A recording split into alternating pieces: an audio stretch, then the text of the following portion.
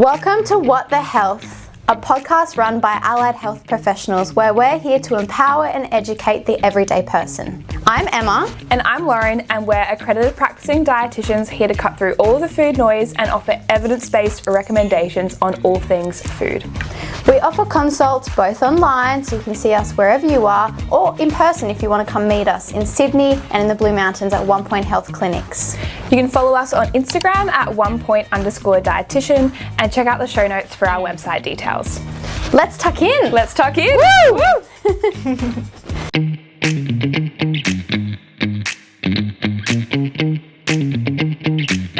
Well, welcome back to another episode of What The Health.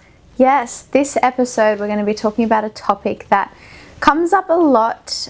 You've probably heard it in your circles. What are we talking about today? We're talking about gut health. Yes. A topic, very hot topic. Hot topic Very indeed. hot topic. To the point where I decided to go and ask the people of Penrith what they knew about nutrition, and this came up twice with two women that I spoke to. Here's a little snippet from our conversation. I think that people don't appreciate that, digestive issues go much deeper than simply what you're eating. It goes right down to the gut microbe. The sheer volume of information out there makes people exhausted. Yes. And I think that, to be honest, to cut through all of that noise. And I have really bad gut health, and I am really trying to get it to work properly. And Do you feel like there's a lot of confusing information out there? oh, totally. Yeah. Totally. So you can see that it's quite a confusing topic, Very confusing. to the point where sometimes even between health professionals, there's disagreement. 100%. I think, especially it's spoken about so much on social media, and everyone feels like they have the cure to fix all gut health issues. Every company's coming out with the gut health supplement that's meant to cure everything. But Yeah, and the word just gets thrown around. it does. So much, like this is good for your gut. Yeah. So I thought today we could kind of break down what is gut health and go through actually some evidence-based recommendations. Yeah. Because it doesn't need to be that complicated. No. I think it's about looking at, rather than a particular food, your whole diet quality. 100%. Gut health is a very hot topic, super confusing. There's a lot of information Very out confusing. there. Why don't we just break it down for our listeners? Firstly, what is our gut? Okay, so essentially our gut starts from our mouth and it goes all the way through our digestive system, right down to the other end. What other end? The end. The end of the digestive tract, where you drop the kids where you off. drop the kids off. That's essentially all our digestive tract. So digestion really is starting from the mouth. When you're chewing your food, that is the first step of digestion. Your saliva, all of that is involved in digestion. So all of that can impact our gut health, which we'll kind of go through a bit later on. And I think the gastrointestinal system is so complicated. Like, it is a muscle. Yeah. So some people, that moves a little bit slower than others. Exactly. But there are external factors that impact how quick that moves through, which again we'll chat about a bit later. So what can cause, I guess, a bit of loose stools and other fun things. Lots of poo chats in this episode. Yes, if you don't want to talk about poo, then I recommend pausing now. Yeah. But what comes out of you tells a lot about It does. your internal health. It does. It's a topic people don't really want to talk about, but we are accustomed to it. Yeah, we talk about poo all day. We do. What kind of but poo? it is seriously so important. Oh, absolutely. And I think if we're also looking at gut health, people, assume that, well, I don't have gastrointestinal symptoms, I'm not bloating, I'm not passing a lot of wind, my bowel movements are perfectly fine, so my gut must be healthy. But there are other things that can, our gut health can manifest in other ways. Absolutely. Our And mood, energy. even if you feel well and you're healthy, it doesn't mean that you're optimizing gut Exactly. health, because Yeah. there's also that factor where you might have a good gastrointestinal system, but you could have a better one.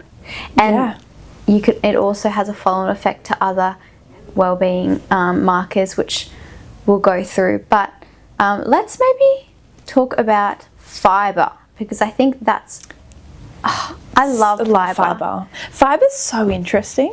It's actually one of my favourite things to chat to patients about. Yeah. Because everyone's like, protein, protein, protein. Yeah. And then when you bring in the fact of fibre, they're like, wow, I really don't eat enough. And if you're someone who has jumped on the whole high protein bandwagon, you're a gym goer, or you just, are wanting to optimize eating enough protein, which first of all is important. Yeah. But with that, have noticed that, maybe you are a little bit more constipated. You're not going to the toilet as regularly. Check in on your fibre intake. Because often it comes as a compromise. Exactly. You Yeah. increase your protein, but then you cut out high fibre foods. Yeah. So what is fibre? Fibre is essentially in every kind of plant food that we have, okay? Each plant food has different types of fibre, just in different ratios, and they all have different roles. Yes. So essentially we have soluble, insoluble, and then resistant starches, which kind of... It's basically the indigestible part of the plant that goes through your gastrosystem to your intestines. And feeds the good gut bacteria that are in there. So first of all, we have soluble fibre. So this type of fibre, it is essentially dissolvable in water. So in that sense, when we have that kind of fibre in our digestive tract, it can help draw a lot of water into our stools. Exactly. It kind of acts like a bit of a natural lubricant. Yeah. So it can help ease constipation in that way, help get things moving a bit more easily, but it can also help, with forming our stools a bit better. Okay? So if you have a loose stool, this is the type of fibre you want to be having. And that's found in things like psyllium husk, chia seeds. Avocado. Yep, that's what they put in Metamucil. Metamucil, if you've ever had that. Bananas and potato, that's often higher in soluble fibre. Usually plant foods don't just have like one fibre. They have a combination of both, but different ratios. Yeah. Exactly. What's our next kind? Well, we have insoluble fibre, and this is the more, I guess, rougher fibres that are found in whole grains, nuts, most fruits and veggies, especially in the skin. And it's really good for constipation. So it helps form bulk, but also move things along a bit easier. So if you do find that maybe you strain when you go to the toilet, or your poo is not formed like a sausage, because some people, they don't know that they're constipated because they assume I go every day. But it's not just about frequency, it's also about the type of poo you're having and whether you're pushing or not. So on that, what is a normal amount of times to go to the toilet? Good question. So there's no normal, but there is a range we usually recommend. So usually either once every 3 days and you're not straining and it's formed and you're not bloated and feel uncomfortable, or up to 3 times a day and it's not loose. And that's formed. what it comes down to. Yeah. Is the form, and if there's any discomfort. Absolutely. And you feel like you're completely going. Yeah. It's not this gold standard that you need to be going every day, every same single time. day, same time, once a day. Absolutely not. It's different for everyone. Yeah. And the colour of your stool, so we want to make sure it's a nice brown rather than... We warned you. Sorry, guys. A mucousy, bloody stool. Yes. Or flaky. Flaky. Yeah. So look at your poo next time, guys. It can tell you a lot. Yeah. And if you're concerned, speak to a professional. Absolutely. It's not something that you want to leave. No. Okay. And I think also it changes depending on time of the month, especially for females. It does. Like hormones. Yep.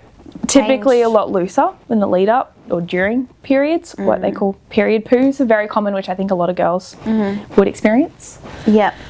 And also like that's a hormonal side effect from changing the rate of the muscle in the gut. So a lot of menopausal women also find as their hormones change, their bowels are like all over the place. Yep. So we'll move away from the poo chat a little bit. Let's talk about gut microbiome, because you have mentioned that, and we'll go through more of this later. But when you say that the fibres feed your gut microbiome, you mentioned resistant starch. What is that? Essentially, resistant starch is something our body doesn't digest properly. So it goes onto the lower end of our gut where it feeds all the good bacteria in there. It's fermented. Yes. Which is completely normal. So a lot of people do tend to get quite bloated after foods that are quite high in resistant starches, and that is to some extent normal. As long as it's not painful, that is quite normal, because essentially it is fermented by those good bacteria which produces gas. So that's what's causing that bloating. Potentially you're a little bit more gassy.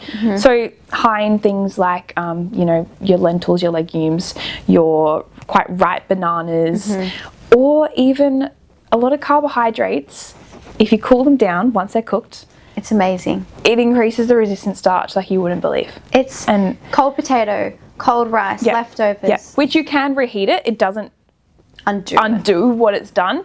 But, you know, meal prepping, you know, your carbohydrates at the start of the week can be a great way to get in more resistant starch to really feed that good bacteria that's in your gut, because that has, you know, major connections in terms of, you know, our mood, our energy levels, our bowel health, obviously, and also our skin health. Yeah, I think that's something we probably should expand on. Like, what are the benefits of a healthy gut? Yeah. Because you have mentioned other factors. Outside of just bloating and constipation. Mood is a big one that's often pretty overlooked. Our brain and our gut are very connected through the gut-brain axis. I love it. So essentially, we have different like signals, chemicals, neurotransmitters in our gut, which communicate via our vagus nerve to our brain. So if you like science, look into it. It's very cool. But basically, if you've ever been, classic example, if you've ever been really stressed, really nervous, you might notice you go to the toilet a bit more frequently. It's not just in your head. Like, it is a little bit, because it's your brain telling you you're stressed, but it's your brain then sending signals to your gut to focus on the external factors, so some of our digestion can go out the window. Yeah, it's sending blood more to your heart and your muscles. It's that classic, you know, fight or flight response. So rather than worrying about resting and digesting, our body's going, I'm stressed, I need to run away from danger. And it's a bi-directional communication. Yeah. Like, yes, your brain impacts your gut, but your gut is also sending signals to your brain. So if your gut microbiome, which is that bacteria in your gut, is not optimal, often people are more prone to things like depression and anxiety. Yeah. So yes, there's things you can't control, but if you're trying to optimize your mental health, look into your gut health. 100%. And it's very commonly overlooked. Absolutely. And another fun one with I guess the gut-brain axis is the byproducts of fermentation. So you've probably heard of these chemicals that our bacteria actually make as kind of like a side effect. Yeah. And they're actually so good for us. So good. So short-chain fatty acids, they're really good for our mental health. There's a whole, I reckon we could do another podcast just on the gut-brain axis. Yeah. But today, that's like... We're keeping things broad. Yeah.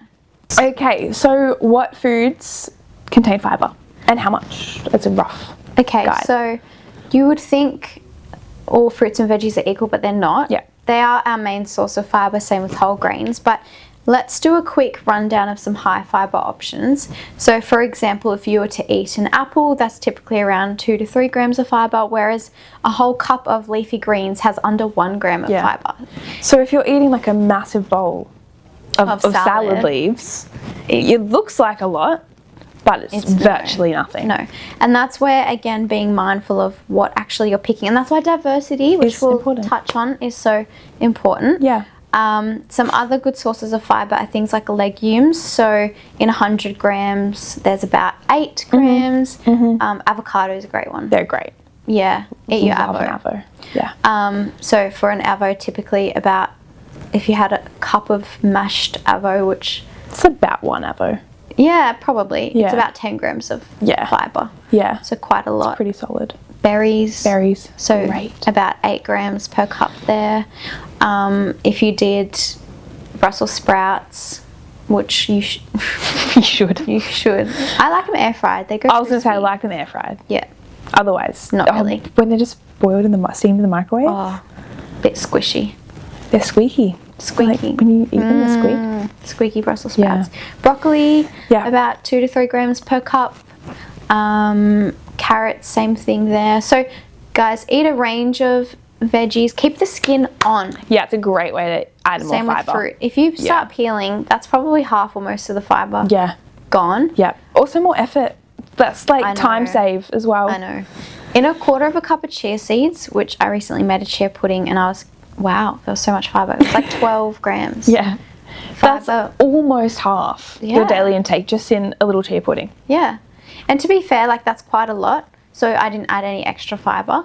But it's a soluble fibre, so quite soft on your bowels. Yeah. So get a range of foods into you. Kiwi fruit's a great one as well. Yeah, live with the skin, With please. the skin, guys. I get judged all the time. It's like an apple. What do you mean? I know. Yeah.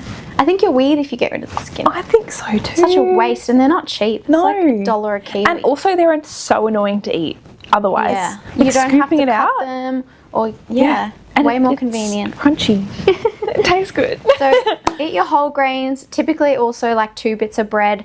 Depends on the type, but you can find some up to 10 grams of fibre. Exactly. Helga's Look for high ones that are really fibre. seedy, essentially. Seedy breads as well. But if you don't eat seedy breads, A high fibre. high fibre Low white GI will bread. do the trick. Absolutely. But read the label, you'd be surprised. Yeah, exactly.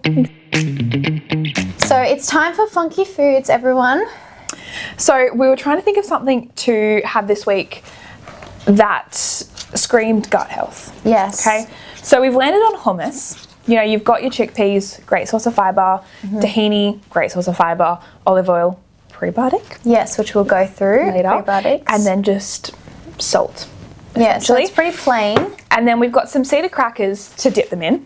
How Now much the- fibre in those? What did you say before? 3 crackers. 3 crackers has 3.7 grams of fibre. That's pretty good, guys. That's really good. Remembering we want to be aiming for about 25 to 30 grams As per a day. minimum. As a minimum, exactly. So 25 if you're a man, 30, other way. 30 if you're a man, 25 if you're a woman. Most Australians aren't reaching that. Now, what have we mixed into this? So we've added cacao powder. Now, cacao powder is another prebiotic which feeds your gut bacteria. So again, we'll touch on that. Exactly. But Essentially, we just wanted to do it as a way to make it a bit different to just hummus and crackers, because that's not funky. No, and richer in antioxidants. Exactly. Do you reckon this will be chocolatey? I don't think so. Like, cacao doesn't have that distinct of a chocolate, but it looks good.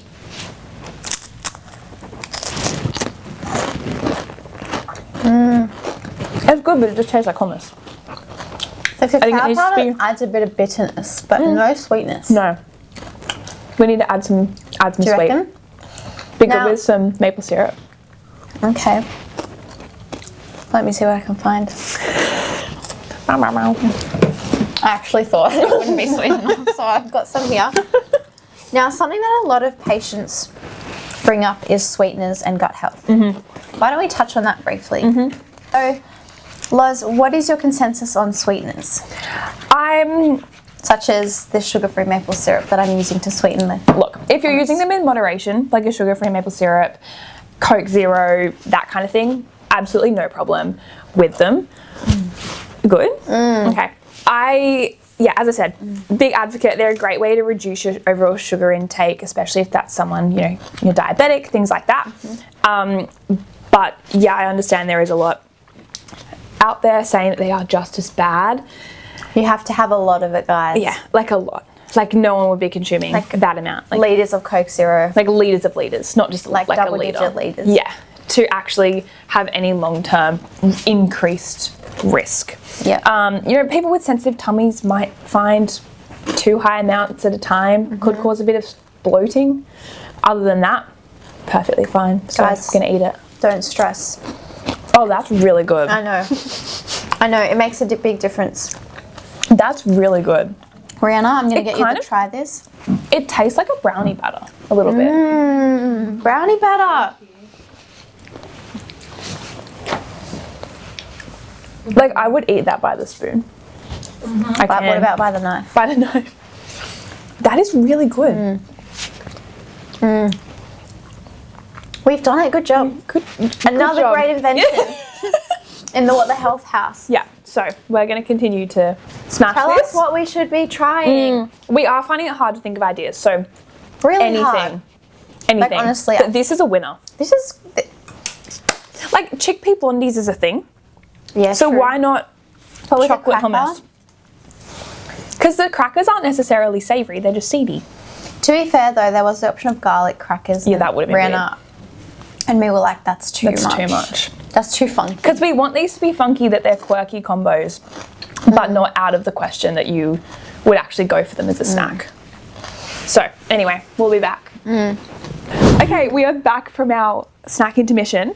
Yes. And now we're going to start chatting about prebiotics, probiotics. Yeah, we just ate 2 prebiotics. We did. We had the cacao and we had the hummus, which had the chickpeas in them. Yes. So what are probiotics?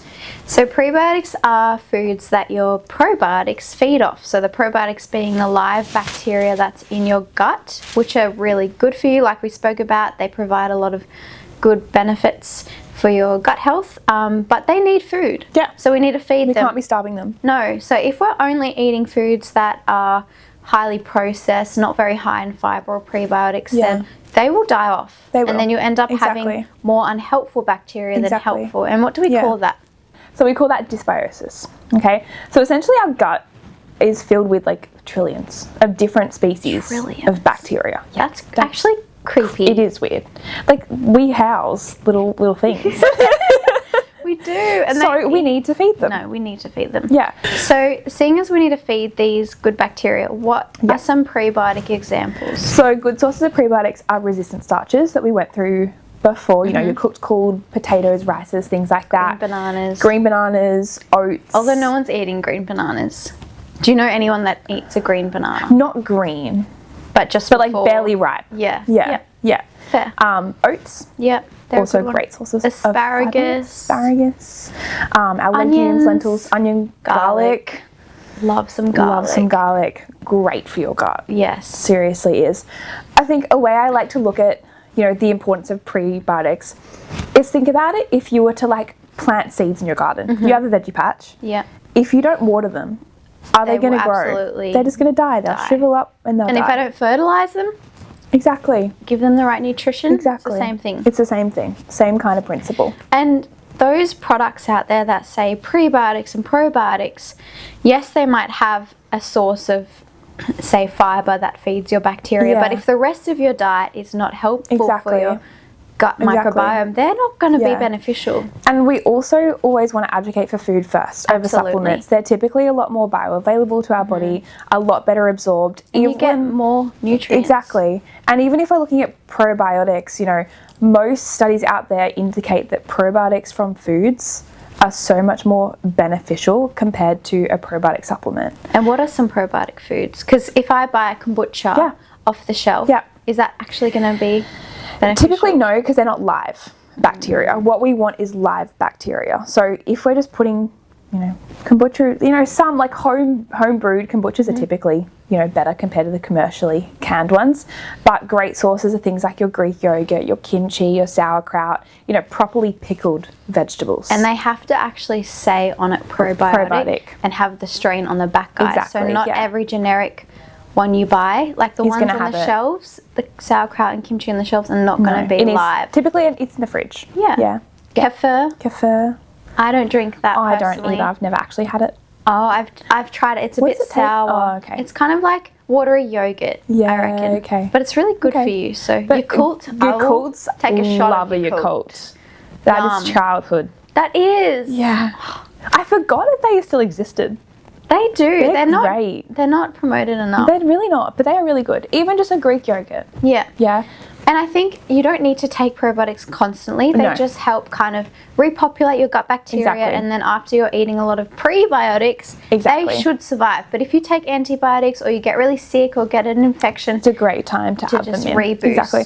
Or if you're, you know, going traveling and you're someone who, I personally do this, especially if you're going to countries where, you know, the quality of the food may not be as good. Taking a probiotic in the lead up and while you're away can be so beneficial to help prevent you getting a cold, but also, you know, typical bugs and things like that. And the severity of it. Exactly. Yeah. Now, something I just really want to emphasize for gut health is plant diversity, because you could be eating a lot of fruits and veggies, but if you're eating the same fruits or veggies every day, you're actually not optimizing gut health. There's been a lot of studies around increasing the diversity. How many plant foods do you need a week? Gold standard is we want to aim for 30. 30. Which I've gone to count mine out, and it can be a stretch some weeks to get to 30. You have to be intentional. You do.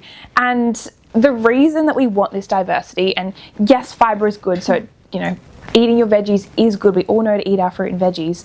But diversity is so important because each fruit, veggie, nut, grain, all has different types of fibre, different amounts of other different micronutrients and yes, polyphenols, everything like that. So they all have a role in feeding different bugs in our gut, essentially. And I don't think we've mentioned polyphenols, but they're also a type of prebiotic, and that's what's actually in the olive oil and in the cacao powder. But you're right, diversity is really important. And so some easy swaps you can make, for example, would be instead of just using canned chickpeas in a salad, going for a 4-bean mix. That goes from 1 to 4. Exactly. What about berries? Berries, instead of buying just a bag of blueberries, buy the mixed berries. You might have, sometimes 5, strawberry, blackberry, raspberry, blueberry. 4. Yeah. What other berry? I feel like mulberry? I don't know. There's cranberry sometimes they add. Really? Sometimes. Interesting. But it's usually 4. Anyway, not important. There's the 9-grain seeded bread. 9-grain seeded bread. Instead of just wholemeal bread. Rather than just peanut butter, you can go for a seeded chia. Yeah. You can even get like seed mixes to sprinkle on your porridge and yogurt. Exactly. Mixed nuts rather than just one type of nut as a snack. Seeded crackers rather than just a plain cracker. Yeah. Really easy swaps that aren't making you have to eat a whole lot more food, but you're still getting variety with every bite. Now, I just want to quickly touch on, what if you have gut issues that seem to present like IBS, or you've been told you have IBS? Obviously, these high fibre foods, some people might feel actually exacerbate their symptoms. What do you do in that case? Firstly, I would obviously seek professional help. Guys, I think typically a lot of people, when they do have gut issues, fibre becomes quite a fearful thing because it can cause bloating and it can cause, looser stools or passing a lot of wind and things like that. But typically, if you are someone who has IBS or IBS-like symptoms, you've probably heard of FODMAPs, the low FODMAP diet before. I think a lot of people are scared of it because they think they need to be on it long term. It is not a long-term diet. It's an elimination diet. It's meant to be a protocol, guys. Exactly. It's essentially a protocol for you to trial a low FODMAP diet, see if you have any improvements in your symptoms and establish a good amount of control and, freedom in your diet. So what are FODMAPs? So FODMAPs stand for fermentable oligosaccharide, disaccharide, monosaccharide, and polyols. Thank you. Essentially, they're a group of short-chain carbohydrates. Fermentable sugars, guys. Yeah. So they are really great for our gut health because they feed our good bacteria. But because they're not well digested, they do go to feed our good gut bacteria, but they're fermented. So it produces carbon dioxide. Exactly. And to some people, their body and their brain sees that as a stress and reacts really strongly with pain and discomfort and bloating. To other people, they can have it and they feel fine. Exactly, because typically with people with IBS, we have, hypersensitive guts. Yeah. So anytime it senses any distension in our abdomen, a bit more water in our intestines, signals shoot straight up to our brain and say, hey, I'm not feeling great, I'm in pain. And that's what establishes that discomfort. But there are also a lot of other triggers to the symptoms. And usually with my patients who have IBS, I run through those triggers first, like alcohol, caffeine, how quick they're eating, the ratios of fibre. Water intake, and sometimes exercise that's intensity, enough just 100%. to help before the low FODMAP. So don't go on a low FODMAP diet unless you've sought professional help. Because often you cut out a lot of really important nutrition. And a lot of fibres. Yeah. And you end up being worse off. Exactly. So there's a time and place. Yeah. But under the guise of a dietitian. Yeah. And no, it is not forever. It's not forever. So we've touched already on, I guess, mindful eating and stress, how stress can impact your gut. But let's go into it a bit more. Yeah. Okay. So what are some tips to help with mindful eating? Yeah. So with mindful eating, some tips I really like to get people to do is, because our gut and our brain are so connected, if we're, we all are busy, if we're grabbing food on the go, we're running out the door, we're eating while we're distracted, again, our body is not in that rest and digest state. So it's not going to be thinking, oh, it's time to digest food. It's going to be thinking it's time to go, essentially. So then when we are eating, it's not going to be digested properly, which can trigger some more symptoms. So I like to encourage people to sit down, have a meal, minimal distractions, chuck your phone away. I know it can be really hard to do. Try and not watch shows while you're eating. Really focus on the meal that's in front of you. And you find that actually fills you up more. Exactly. Because your brain is registering what you're eating. Yeah, and chewing your food really, really well. As we said, Eating digestion slowly. starts in the mouth. Yes. trying not to rush as well. Yeah. Any other tips? Sometimes spacing it out across the day. Yeah. Like I find that if you eat too much at one time, it can be a big load on your stomach, cause a bit of reflux or bloating, and then it takes a toll on digestion. It does, for sure. So having smaller, more regular meals that aren't too big in fibre, have a good source of fibre, but spread throughout the day alongside water intake as well. Because if you're having this big chunk of fibre, no fluid, and then not drinking till later, you'll find that you don't feel so great. Yeah. So it's trying to just space everything out. Definitely even just, I find before I eat, if my heart's racing because I've been rushing around, I just take some deep breaths. Deep breaths. It calms your nervous system. Yes, my body's now ready to eat. Yeah. Which, you know, if you're working, you've had a stressful morning, you then get to lunchtime, you're still like on edge. So you want to really be calm, in a calm state when you're eating. So, you know, similarly, if you are quite a stressed person, just naturally, as our gut and brain are so connected, stress can bring on symptoms. And yes, it's not, you know, that you're making up the symptoms, but it can definitely trigger some symptoms. So really focusing on stress management, deep breathing, meditation, yoga. Do something that you enjoy. Go for a nice walk. The Nerva app is an amazing app for gut-directed hypnotherapy. It's developed by gut-trained psychologists through the Monash University. So it can be really helpful for people who are quite stressed and do experience. We'll put it in the show notes as well, but give it a go. I know you might think, what the heck, hypnotherapy? It sounds a bit woo-woo. But it's evidence-based. It is. And it's psychologists who are trained to be doing this. It's just a very nuanced area. It is. But it has shown major improvements in a lot of people's gastrointestinal symptoms. Now, if you do have GI symptoms that you're concerned about and you think is not normal, please seek help. Go to your GP. They will hopefully run tests for celiac disease, hopefully. If they don't, find one that will, or ask. Yeah. It's just it's a big red flag you just want to rule out first and foremost before you trial any. You don't want to be, I guess, assuming that it's nothing else. Get checked for IBD. But equally, you don't want to be assuming that it is necessarily gluten that's triggering you. And then cutting it out, because that's cutting out a lot of fibre. Well, we're going to talk about that in our myth busting. We are. But before we get onto that, check for celiac, check for iron deficiency to make sure your body's absorbing enough nutrition.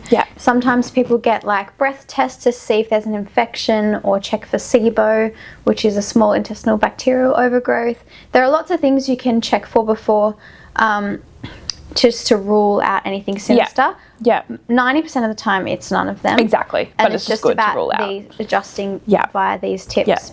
So whether you're someone who experiences gut symptoms, or you're just looking to optimize your whole health from a holistic point of view, gut health matters. It does. So now on to our myth of the day. Yes. Is going gluten-free healthier for us?